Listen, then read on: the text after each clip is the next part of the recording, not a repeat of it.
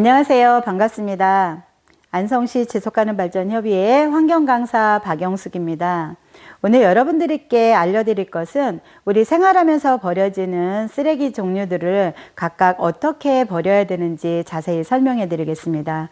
우리 안성시는 소각용 쓰레기와 매립용 쓰레기, 음식물 쓰레기 봉투를 각각 색깔을 구분해서 버리도록 규정을 해놨습니다.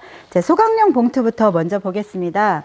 소각용 봉투는 이렇게 흰 색깔로 되어 있고요. 또 다른 색깔이 이렇게 하늘 색깔도 있습니다. 자, 이렇게 두 가지 색깔은 소각용 쓰레기를 버리는 것이고요. 그 다음에 소각용 쓰레기 종류는 바로 다음과 같습니다.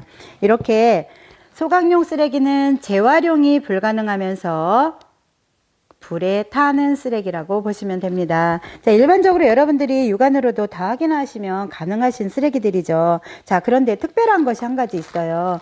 여러분들 요즘 마스크 없이는 이제 살 수가 없잖아요. 그런데 이 마스크도 소각용 쓰레기 봉투에 넣어서 버리셔야 됩니다. 그래서 우리 안성시는 재활용이 불가능하고 불에 타는 쓰레기는 이렇게 흰색 쓰레기 봉투에 넣어 주시면 됩니다. 자, 그리고 우리 매립용 쓰레기가 있습니다. 우리 안성시의 매립용 쓰레기는 이렇게 주황 색깔로 규정을 해놨습니다. 주황 색깔 봉투에는 어떤 쓰레기가 들어있다고 하더라도 다 땅속에 묻는 거죠. 자, 매립용 쓰레기는 어떤 종류들이 있는지 한번 보겠습니다. 자, 이런 것들이 있습니다.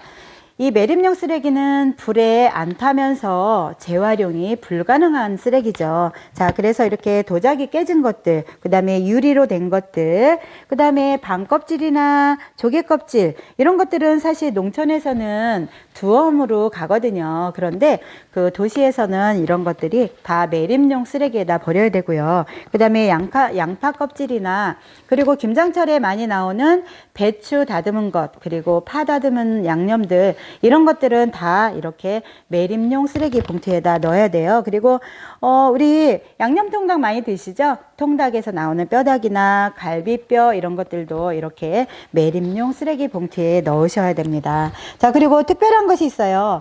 고무장갑 버리기 이거 어디에다가 버려야 될까라고 아리송했을 거예요. 바로 이렇게 매립용 주황색 봉투에다가 버리시면 됩니다. 자, 그 다음에 우리 안성시는 음식물 쓰레기 봉투 색깔을 따로 구분을 해놨어요. 그래서 이렇게 노란색 쓰레기 봉투에 음식물을 담아서 버리면 되고요. 우리 안성시는 하루에 24톤에서 27톤 정도의 음식물 쓰레기가 발생이 돼요. 이것들은 우리 음식물 쓰레기를 가축이 먹는 사료로 만들고 있습니다. 그런데 그 논이나 밭에 퇴비로도 활용이 가능하죠. 그런데 우리 안성시는 음식물 쓰레기로 가축이 먹는 사료를 많이 만들기 때문에 이렇게 홍합 껍질이나 조개 껍질, 그리고 이쑤시개나 아니면은 병뚜껑 이런 것들이 음식물 쓰레기에 들어가면 안 되겠습니다. 꼭 지켜주시기 바랍니다. 자, 그리고 우리 안성시는 소각용, 매립용, 음식물 쓰레기로 구분이 되어 있지만 일반적으로 버리는 쓰레기 종류들이 굉장히 많죠. 그 쓰레기들 중에 재활용이 가능한 쓰레기에 대해서 이제 설명을 드리겠습니다. 자, 우리 재활용이 가능한 쓰레기는 이렇게 종이와 종이팩 이렇게 구분을 할 수가 있는데요. 종이부터 먼저 설명을 해드리겠습니다. 자, 종이에는 여러분들 아시는 이렇게 신문지가 있고요. 그 다음에 요거는 휴지에서 나온 휴지 심이에요. 그리고 요거는 우리 전자제품 완충제로 사용했던 거죠. 이런 것들은 다 종이에 포함되는 거 여러분들 아실 거예요. 하지만 요게 특별한 거 한번 보여드리겠습니다. 요거는 호떡 쿠키 상자라고 쓰여 있죠. 그런데 여기에 호떡 쿠키 상자는 굉장히 두껍고 재질이 아주 단단하게 되어 있어요. 하지만 여기에 보면은 종이라고 쓰여 있어요. 종이팩이 아닙니다. 자, 그리고 여러분들이 아리송해 하는 물건 중에 한 가지가 바로 이렇게 컵라면 용기와 이렇게 솜사탕 용기예요. 여기에도 보면은 이렇게 종이라고 쓰여 있고요. 종이라고 이렇게 분리배출 표시 마크가 되어 있습니다. 그래서 이런 것들은 다 종이에다가 분리배출을 해주시면 되고요. 그렇다면 종이팩은 종류가 어떤 것들이 있는지 한번 볼게요. 자, 여러분들이 잘 알고 계시는 것들이에요. 우유팩, 주스팩, 두유팩. 이제 이렇게 음료수를 담는 것들이 바로 종이팩이라고 되어 있고요. 여러분들은 우리나라가 종이팩을 재활용하는 재활용률이 몇 프로나 될까 궁금하지 않으세요? 자, 우리나라는요, 이 우유팩을 재활용하는 재활용률이 30%밖에 안 됩니다. 그래서 이 30%밖에 안 되는 이유는 여러분들이 우유를 마시고 나서 이거를 다 종이에다가 분리를 해 주셨기 때문이에요. 자, 이제부터는 이렇게 종이와 종이팩을 따로따로 각각 분리 배출해 주시는 것이 정말 중요합니다. 그래서 우리 우유팩을 재활용하는 재활용률이 80% 이상 될 수 있도록 여러분들이 애써 주셨으면 좋겠습니다. 자, 그 다음에 플라스틱 종류가 있는데요. 그 플라스틱 종류에서는 이렇게 세 가지로 구분을 할 수가 있습니다. 이렇게 페트, 그 다음에 플라스틱, 그리고 비닐 종류가 있어요. 그래서 이 세 가지들은 아까 말씀드린 종이와 종이팩은 나무에서 천연파이프를 뽑아서 만들었죠. 그런데 이렇게 비닐, 플라스틱, 그 다음에 페트, 그리고 스티로폼 이런 종류들은 다 석유로 만들어집니다. 우리나라에서는 석유가 한 방울도 안 나죠. 그렇기 때문에 외국에서 다 수입을 해서 이렇게 비닐, 플라스틱을 만듭니다. 근데 비닐, 플라스틱 이 분리배출을 어떻게 해야 되는지 자세히 설명을 해드릴게요. 자, 요거는 플라스틱 페트병이에요. 그 플라스틱 페트병은 뚜껑을 열어서 이렇게 해서 이거는 플라스틱에다가 분리배출 해주시고요. 그 다음에 여기에 상표가 있죠. 이 상표는 떼어서 비닐에다 분리배출 해주시고 이렇게 깨끗하게 만들어진 이 페트는 페트에다가 따로 분리배출 해주시면 됩니다. 그래서 귀중한 자원으로 다시 쓰여지고요. 플라스틱 페트병은 공장에 가져가면 잘게 파쇄한 다음에 섬유로 만들어서 우리가 입고 있는 옷을 만들 수가 있습니다. 자, 그 다음에는 플라스틱 종류예요. 플라스틱 종류는 여러 가지가 많이 있었어요. 그런데 이런 것들이 다 플라스틱 종류고요. 이 플라스틱 종류들은 공장에 가져가면 이렇게 잘게 파쇄하는 과정을 거칩니다. 그래서 이 잘게 파쇄한 것을 뜨거운 열에 용융이라는 방법으로 해서 녹여요. 그래서 이렇게 녹인 다음에 이것을 가지고 다시 플라스틱 바가지도 만들고 그릇도 만들고 그리고 아이들이 쓰는 학용품도 만들고 이렇게 해서 생활 속으로 다시 오는 거예요. 그래서 작은 플라스틱 조각이라도 여러분들이 모아주시면 다시 재활용이 가능하답니다. 자, 그 다음에 우리 스티로폼이 있어요. 스티로폼은 어디에다 버려야 될까요? 얘도 플라스틱입니다.